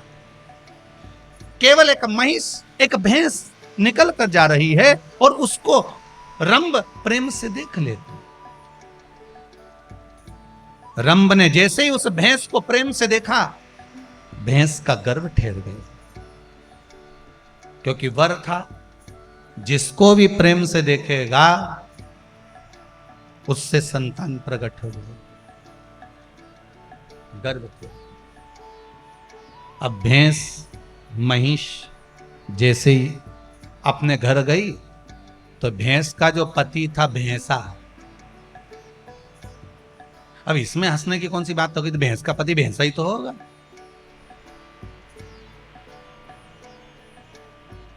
तो जो भैंस का पति था भैंसा, उसको लगा कि मेरी पत्नी गर्भवती कैसे हो गई। उसने ध्यान लगाकर देखा तो मालूम पड़ा कि इसके गर्भ में रंभ की संतान। क्रोध आ गया, भैंसा दौड़ते हुए गया और जाते से रंभ को उसने समाप्त कर दिया, सींगों से, पांवों से, खुर से दबा दबा कर रंभ के प्राणों को हर लिया। रंभ मर गया। नगर के लोगों ने उसका अंतिम संस्कार करने के लिए चिता जमाई और चिता पर उस रंभ को सुलाया। जैसे ही चिता पर रंभ को सुलाया, अंतिम संस्कार करने के लिए सुलाया था, इतने में भैंस को मालूम पड़ा कि जिसका गर्भ मेरे इस उदर में है, वो मर चुका है और उसकी संतान मेरे उदर में है। अगर उसकी संतान मेरे उदर में है तो वो मेरा पति कहलाएगा, और अगर पति कहलाया तो मैं उसके साथ में सती हो जाती हूं, मैं उसके साथ सती हो जाती हूं। और भैंस महिष भागी, वो महिष वो भैंस भागी, और जैसे ही भैंस भागी और भागते भागते वो महिष जलती हुई चिता में कूद गई। जैसे ही जलती हुई चिता में वो भैंस कूदी है, कूदते से ही उसी समय भैंस के गर्भ से, महिष के गर्भ से एक बेटे ने जन्म लिया जिसका नाम महिषासुर हो गया। क्या नाम पड़ा? महिषासुर। उस भैंस के गर्भ से बेटे ने जन्म लिया जिसका नाम महिषासुर हो गया। वो महिषासुर ब्रह्मा जी का तप करने लगा, ब्रह्मदेव का तप किया। ब्रह्मा जी ने कहा मांगो तुम्हें क्या चाहिए। उसने कहा महाराज अगर मुझे देना चाहते हो तो वर दे दो कि मेरे प्राण ना छूटे, मैं कभी मरूं ना, मेरा प्राण कभी नहीं जाना चाहिए। ब्रह्मा जी ने कहा ऐसा हो नहीं सकता, मरना तो पड़ेगा। पहले भी कथा में कहा, फिर कहते हैं बादाम खाओगे तो भी मरोगे, नहीं खाओगे तो भी मरोगे, रोटी खाओगे तो भी मरोगे, नहीं खाओगे तो भी मरोगे। मरना तो निश्चित है। कोई तुमसे कह दे कि मैं तुम्हें मरने ही नहीं दूंगा तो फिर उसको हमसे भी मिला देना एक बार, हो कि मरने ही नहीं दूंगा चाहे कुछ भी हो जाए। मरना तो, मृत्यु तो निश्चित। महाराज आया है सो जाए, जो आया है सो जाए। अब रंभ चले गया, महिषासुर से कहा मांगो कुछ मांगना हो तो कुछ मांग लीजिए। महाराज अगर आप देना चाहते हो, महिषासुर कह रहे हैं कि या तो मेरा प्राण ना छूटे, और अगर आप देना ही चाहते हो तो इतना दे दीजिए, मुझे एक वर प्रदान कर दो, अगर मरूं तो स्त्री के हाथ से मरूं, नारी के हाथ से मरूं। ब्रह्मा जी ने कहा तथास्तु। ब्रह्मदेव ने तथास्तु कह दिया। समय आया, शिव महापुराण की कथा कहती है बहुत बहुत प्रयास करा गया महिषासुर को मारने, पर महिषासुर आखिरी में देवता परेशान हो गए, और देवता परेशान होकर सीधे भगवान शिव जी के पास में भगवान विष्णु गए और भगवान शंकर से जाकर कहा भोलेनाथ कुछ कृपा करिए। शंकर जी ने पूछा क्या कृपा करना है बताइए। महिषासुर को मारना है। शंकर भगवान बोले उसको तो स्त्री मारेगी, उसको तो केवल नारी मार सकती है, नारी के सिवा कोई नहीं मार सकता।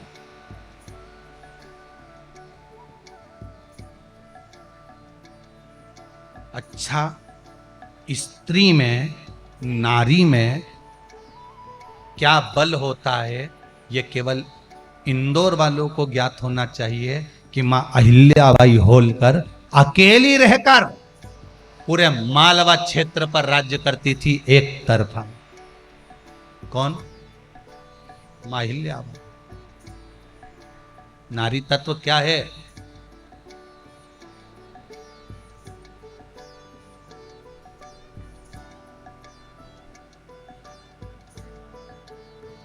ईमानदारी की एक बात बताएं आपको,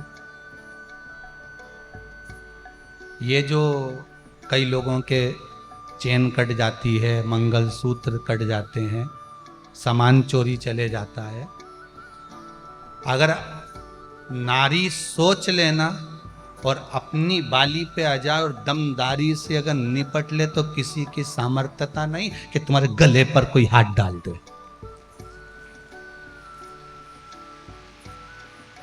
पर महाराज वो पटली जो डले नहीं उसके बाहर दिखना भी, उसके बाद वो पिन मिन लगाए ना तो फिर वो एसी बढ़िया जोरदार, फिर अब वो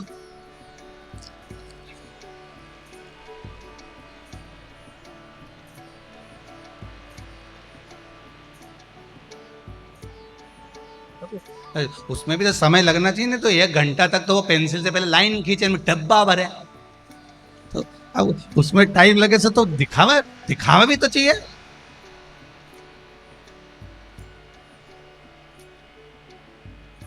अरे एक छोटी सी कथा से समझ जाओ, मच्छर कभी नहीं काटता।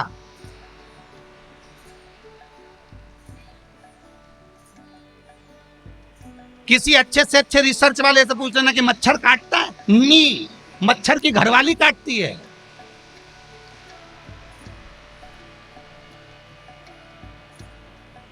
तुम चाहो तो गूगल पे सर्च करके देख लेना कि मच्छर कभी नहीं काटता। जो मादा मच्छर होती है ना,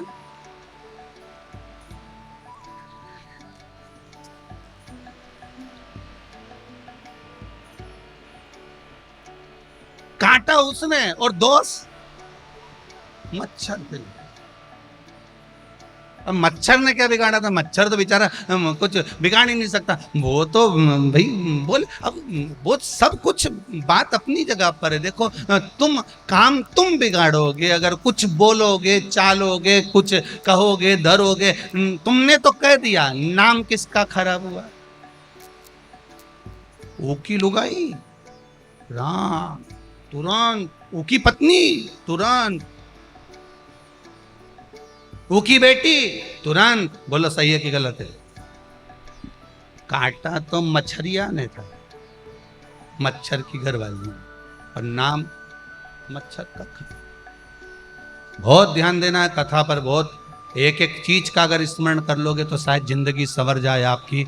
मुझे विश्वास है कि किसी की सामर्थ्यता नहीं जो भारत की भूमि पर रहने वाली नारी, स्त्री, भारत की भूमि पर जन्म लेने वाली बेटियों को कोई टच भी कर ले, यह किसी की सामर्थ्यता नहीं है।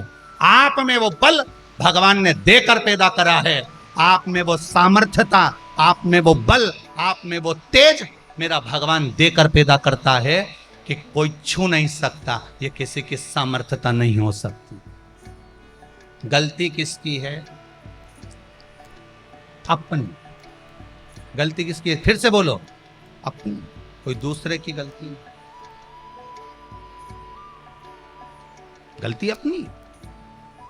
शिव कथा कह रहे, भगवान शंकर से कहा कि इस महिषासुर को मारना है। शंकर भगवान ने कहा तो इसको तो स्त्री मार सकती है, तो स्त्री मारे मना नहीं है, तो भगवान विष्णु से कहा काम करो, लक्ष्मी जी को भेज दो, महिषासुर को मार देगी। पर भगवान नारायण ने कहा लक्ष्मी महिषासुर को नहीं मार सकती, कभी भी नहीं मार सकती।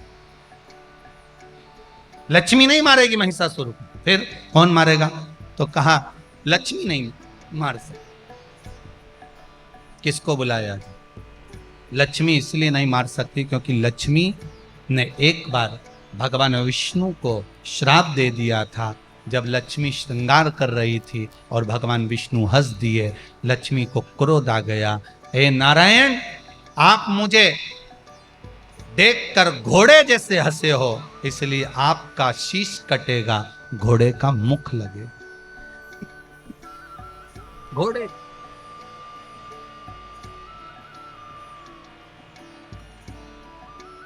आपको घोड़े का मुख लगेगा, भगवान को घोड़े का मुख लगा। हयग्रीव अवतार। भगवान शिव ने कहा ब्रह्माणी से कह दो, ब्रह्माणी मार देगी। ब्रह्माणी भी नहीं मार सकती क्योंकि ब्रह्माणी ने ब्रह्मा को श्राप। एक नारी, स्त्री का सात्वित्व सबसे प्रबल होता है। मेरा माताओं से बार बार एक निवेदन रहा है, आज फिर करता हूं। ये हाथों को जोड़कर करबद्ध निवेदन करता हूं। बार बार एक निवेदन पहले भी कर, आज फिर कर रहा हूं। प्रयास करिएगा, अपने घर में 2 रोटी अगर खाने की मिले तो उसमें सुख पाइएगा, पर किसी के सामने जाकर ये मत कहना कि मेरे पति के पास में खाने के लिए कुछ नहीं, मेरे घर में कुछ नहीं। 2 रोटी हो, उसको प्रेम से खाना। सुख दुख जीवन में चलते रहते हैं। आता है कि नहीं आता जीवन में? हम अपनी कहें तो हमारे पिता भी तो चने का ठेला लगाते थे, और ये कथा बहुत पुरानी नहीं है भाई। कभी सीहोर में आना, आप लोगों के तो घर फिर भी बड़े होंगे, हमारा घर तो इतना बड़ा भी नहीं है। एक लक्ष्य जरूर लिया है कुबेरेश्वर महादेव का मंदिर बनाने का, गौशाला, वृद्धाश्रम के निर्माण का एक लक्ष्य जरूर है। कंकर संकर है वहां का, तो एक लक्ष्य जरूर बनाया है कि शिव मंदिर का निर्माण हो, और वो आप सब लोग जो दे रहे हो, कर रहे हो, उसमें बन जाए। बाबा बनाने वाला बैठा है, बनाने वाला शिव है, रहने वाला शिव है, सब शंकर को करना है, तो अपन तो निमित्त है, केवल एक निमित्त मात्र।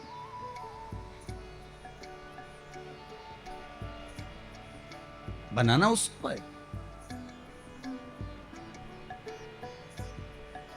शिव पुराण कह रही है कि वो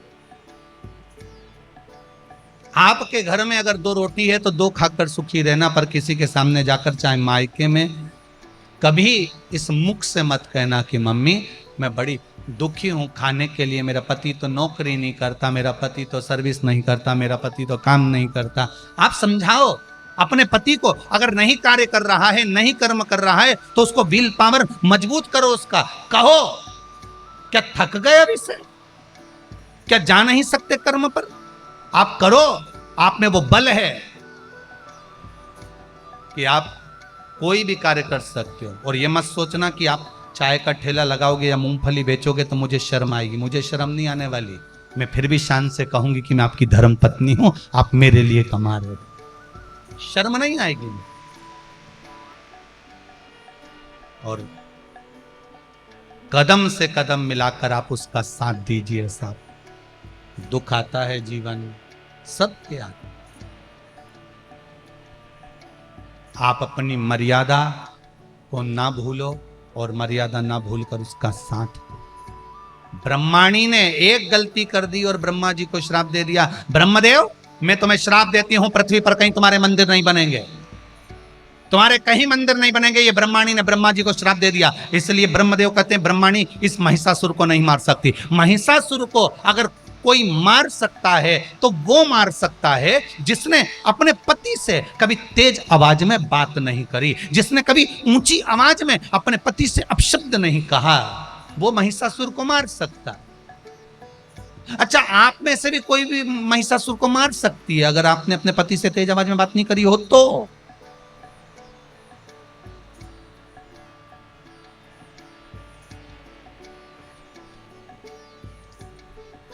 परंतु तुम तो जब देखो जब तो तेज आवाज में बात करते हो।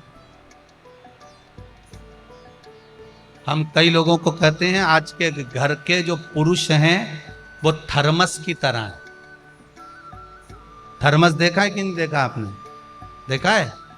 बेचारा थर्मस बाहर से ठंडा होता है, अंदर से गर्म होता है। बेचारा आज का जो पुरुष है बाहर से भले अच्छा दिखता है पर उससे भीतर से पूछो साहब उसका दिल।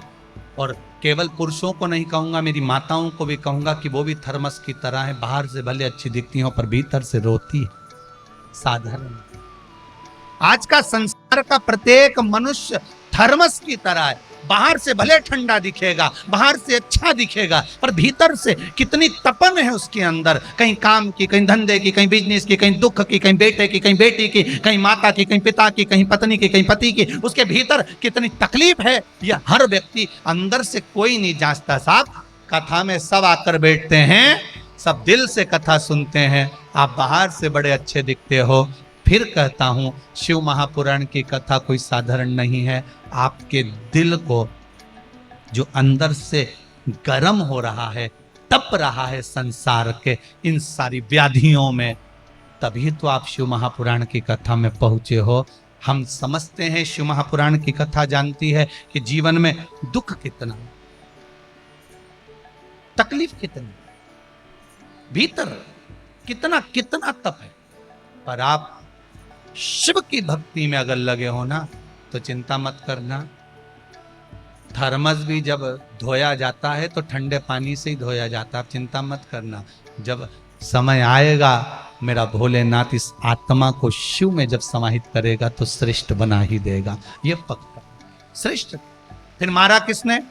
महिषासुर को मारने के लिए तत्पर रही माँ पार्वती के लिए शंकर भगवान से कहा, भोलेनाथ जी जाओ पार्वती को क्रोध दिलाओ। शंकर जी ने कहा क्रोध कैसे दिलाऊं, मेरे को तो क्रोध दिलाना भी नहीं आता। शंकर भगवान से कहा तुम जाओ पार्वती जी के पिताजी को बखानो।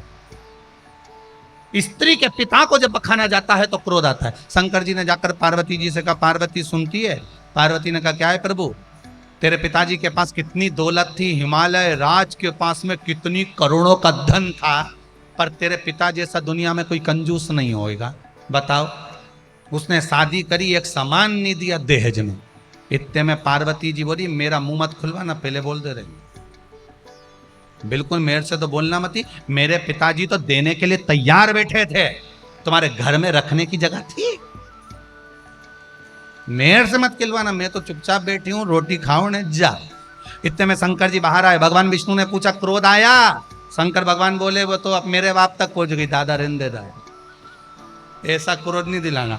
शिव जी बोले, भगवान विष्णु बोले अब की बार एक काम करो कि इनका जो अगला जन्म था ना सती वाला, वहां का बखान करो। शंकर जी अब की बार अंदर गए, वापिस जाकर बोले, पार्वती तो पूर्व समय में सती थी, तेरे पिताजी ने तेरा अपमान कर दिया था, तो तुझे यज्ञ के कुंड में कूद कर प्राण त्यागना पड़े थे। इतने में पार्वती जी रोटी बनाते बनाते बोली, ये सब काम तुम्हारे चक्कर में हुआ। शिव जी ने पूछा वो कैसे? पार्वती जी बोली, अगर तुम मेरे साथ मेरे पिता के घर में जाते तो मेरे बाप की इतनी हिम्मत होती कि मुझे कुछ कह देता। कई पतियों की आदत रहती है, वो हमेशा कहते हैं तू सामान महंगा लिया आई, तो पत्नी फिर चिल्ला के नहीं बोलेगी तुम लिया थे, फिर चिल्ला के बोले कि नहीं बोले? अगर तुम मेरे साथ जाते तो किसकी हिम्मत थी? शंकर भगवान चुप हो गए, वापिस बाहर आ गए। शंकर भगवान से भगवान विष्णु ने पूछा, गुस्सा आया? इतने में तो पार्वती जैसे ही बाहर आई, इतने में उसी समय पर महिषासुर पाड़े पे चढ़ के आ रहा था, और महिषासुर ने जो पार्वती जी को देखा, देखते से ही बोला, अरियो सुंदरी। इतने में भगवान विष्णु ने शंकर जी से कहा, दूर हट जाओ, चिंगारी लग गई, अब हट जाओ।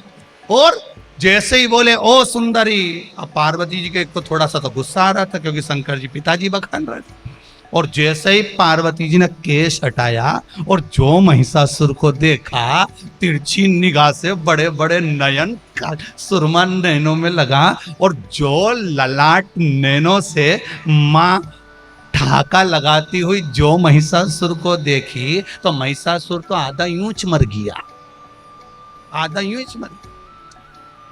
फिर बोला महिषासुर, अरियो सुंदरी, मैं तुझे अपना बनाना चाहता हूं।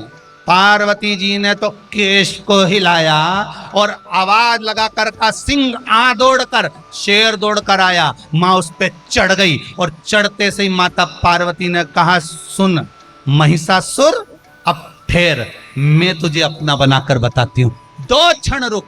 और शेर से कहा, तू पाड़े पे चढ़ना और मैं त्रिशूल लेके इसकी छाती पे चढ़ूंगी, समाप्त करना।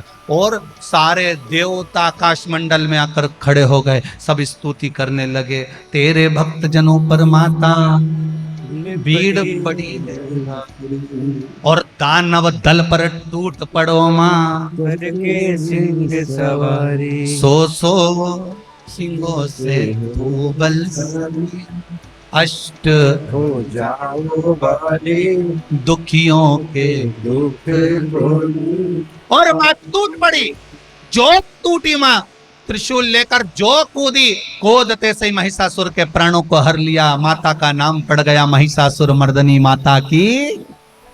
मां महिषासुर मर्दनी का आनंद सुख हुआ। देवताओं ने पुष्पों की वृष्टि करी, गंधर्व गान करे, अप्सरा नृत्य करी, चारों तरफ सुख समाहित हो गया। बोल जगत जननी माता की।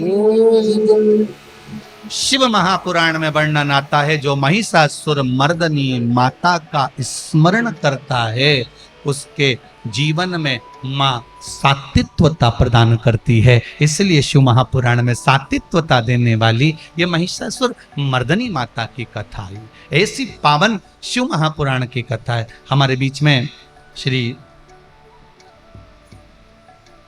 कैलाश जी विजयवर्गीय जी आए हुए हैं। एक बार मैं आमंत्रित करूंगा उनको कि वो पधारें, और बड़े आनंद के साथ में आज भाभी जी भी साथ में आए हुए हैं, वो भी पधारें भाव भक्ति से, आज वो भी पधारें और शिव महापुराण पर बेलपत्र समर्पित करें। बोल महिषासुर मर्दनी माता की जय।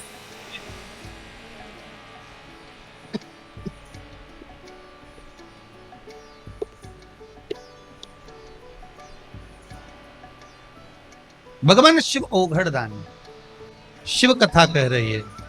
भगवान देवाधिदेव महादेव शंकर की पावन कथा कह रही है। महाराज भगवान शिव ओघड़दानी त्रिकालदर्शी कैलाशी अविनाशी शंकर भगवान के कहने पर मां जगतजननी जगदम्बा माता पार्वती ने महिषासुर का संहार किया। शिव महापुराण कथा कहती है महाराज केवल एक महिषासुर ही नहीं, जीवन में ऐसे कई बीच बीच में क्रम आते रहते हैं जिस समय पर माताएं, नारियां, स्त्रियां अपने घर को संभाल सकती हैं। शिव महापुराण की कथा कहती है संजो सकती। फिर आगे आप सभी ने कथा में तो श्रवण करा ही है कि चंचुला देवी तुमरुका जी से बारंबार कहती हैं कि आप जिस कथा को कह रहे हो तुमरुका जी, उस कथा को जो मैं श्रवण कर रही हूं, मेरा पति बिंदु को जो प्रेत योनि में पड़ा हुआ है वो इस प्रेत योनि से मुक्त कैसे होगा। भगवान देवाधिदेव महादेव की कथा को कहते कहते श्री तुमरुका जी ने कहा चंचुला देवी, इन सारी शिव महापुराण का सार तत्व 12 ज्योतिर्लिंग की कथा में वर्णित किया गया। काय में वर्णन है? 12 ज्योतिर्लिंग की कथा। देखिए मां अहिल्या शिव महापुराण की कथा चल रही है। आप सभी को यह मालूम भी होगा कि जिस समय पर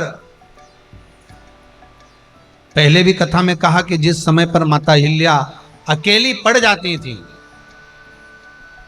जिस समय पर माता अहिल्या अपने आप को अकेला महसूस करती थी,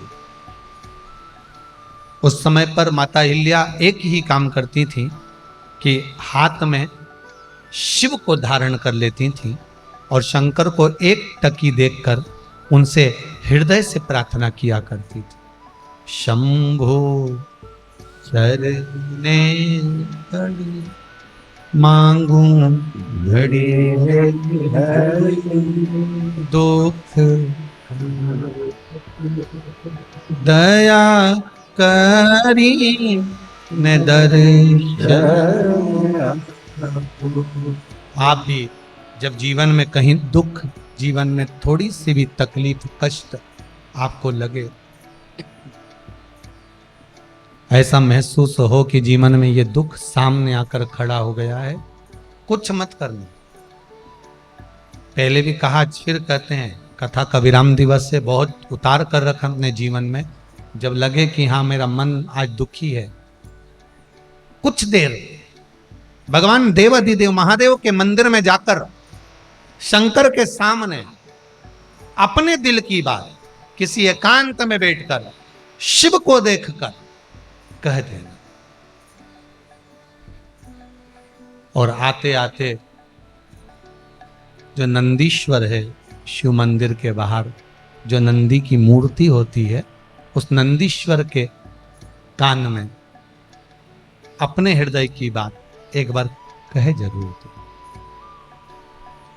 नंदीश्वर के कान में कि बाबा से कहना जरूर, वो कहे,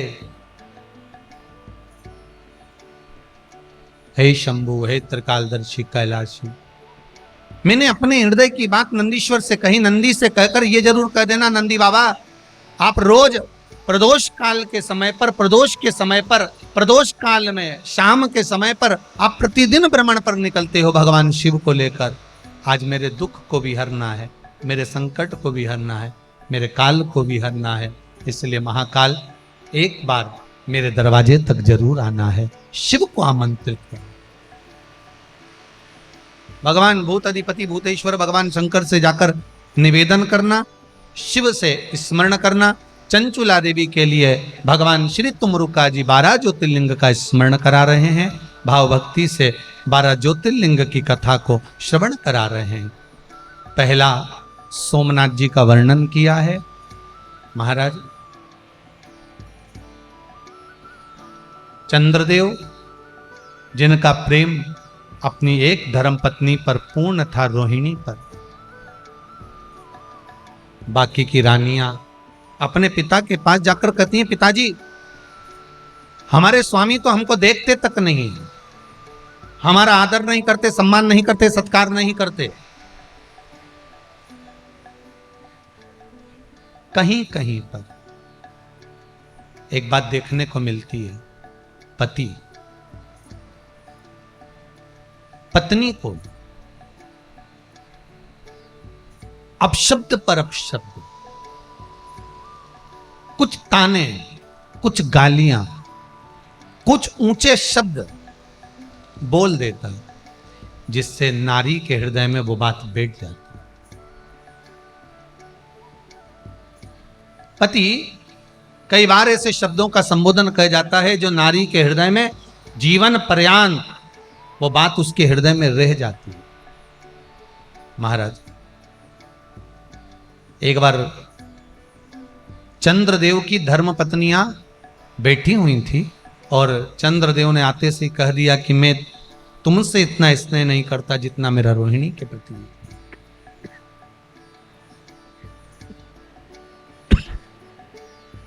जितना मेरा रोहिणी के प्रति है।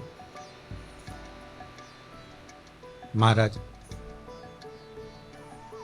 सारी रानियों की चित्तवृत्ति में यह अच्छा नहीं लगा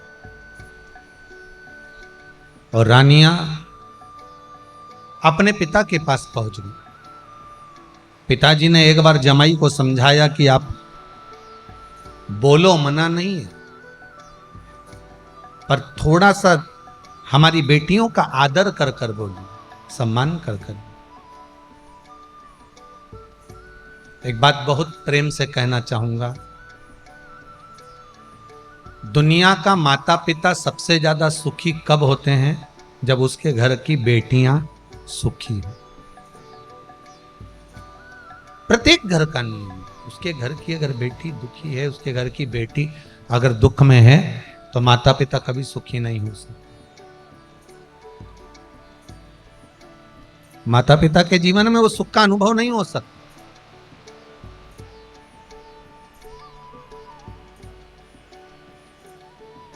एक बार चंद्रदेव को दक्ष प्रजापति ने समझाया, दूसरी बार समझाया, तीसरी बार में नहीं माने तो हाथ में जल लेकर श्राप दे दिया, चंद्रदेव तुम्हें अपनी काया का बड़ा अभिमान है, मैं तुम्हें श्राप देता हूं चंद्रदेव, तुम्हें काया का रोग हो जाएगा, तुम्हारी काया टपक टपक कर भूमि पर गिरने लगेगी। काया का रोग हो गया।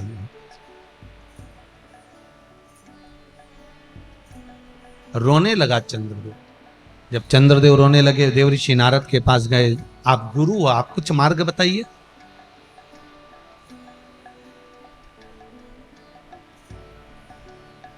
आप कुछ कहिए।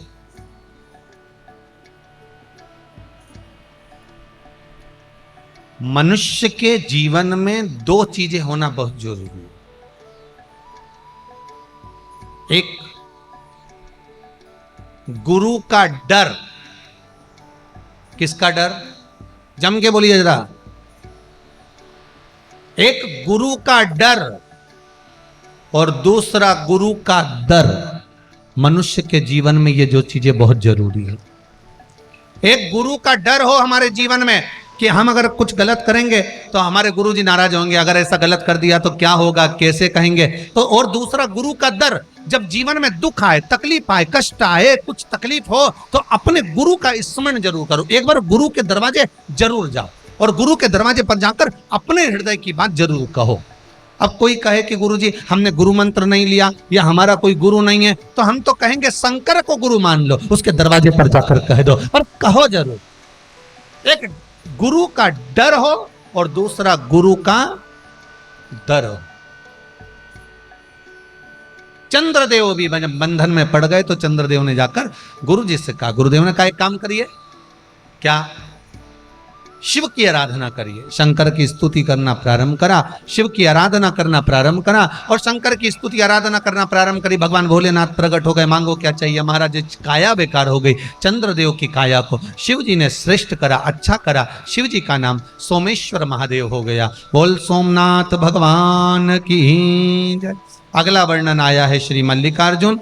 भगवान श्री कार्तिकेय बाबा अपने माता पिता से रुष्ट होकर श्री शैलम पर जाकर बैठ गए। भगवान देवाधिदेव महादेव जब श्रीशैलम पर जाकर अपने पुत्र को मनाने के लिए जाते हैं तो वहां शंकर और पार्वती दोनों शिवलिंग के स्वरूप में विराजमान होते हैं।